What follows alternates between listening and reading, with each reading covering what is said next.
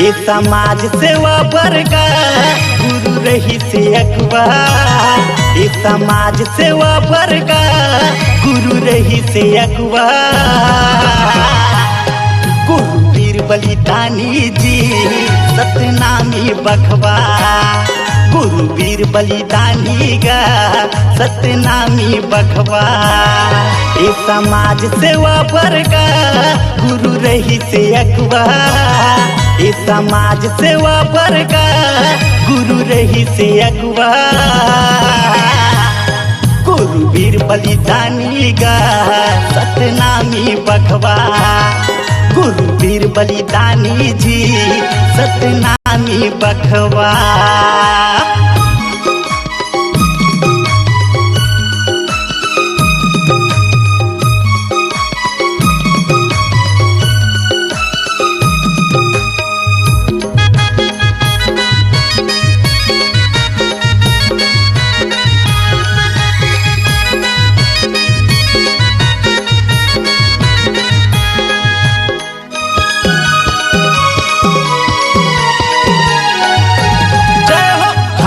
करे सवारी गुरु मोर राजा के पाए उपाधि है।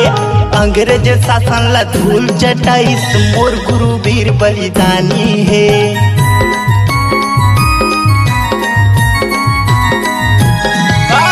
हाथी में करे सवारी गुरु मोर राजा के पाए उपाधि है।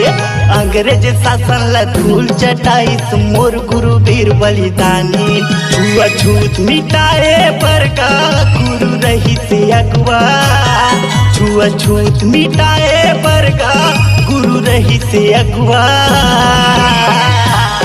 गुरु वीर बलिदानी गा सतनामी बखवा। गुरु वीर बलिदानी जी सतनामी बखवा।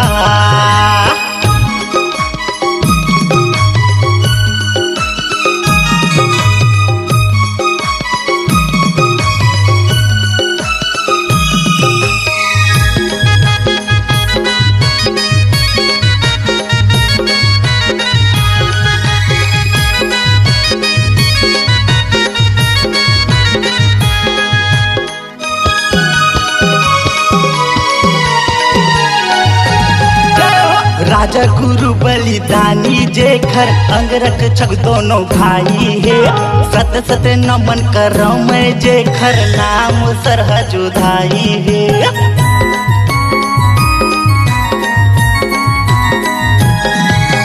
राजा गुरु बलिदानी जेखर अंगरख छग दोनों भाई है।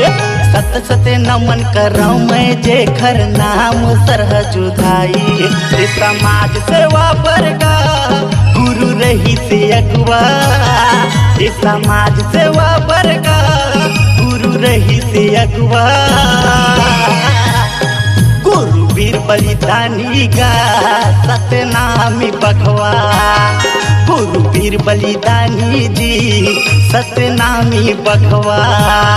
ये समाज सेवा वर्गा गुरु रही से अगवा। छुआछूत मिटाए वर्गा गुरु रही से अगवा। गुरु वीर बलिदानी गा सतनामी बखवा। गुरु वीर बलिदानी जी सतनामी बखवा। गुरु वीर बलिदानी गा सतनामी बखवा। गुरु वीर बलिदानी जी सतनामी बखवा। गुरु वीर बलिदानी गा सतनामी बखवा।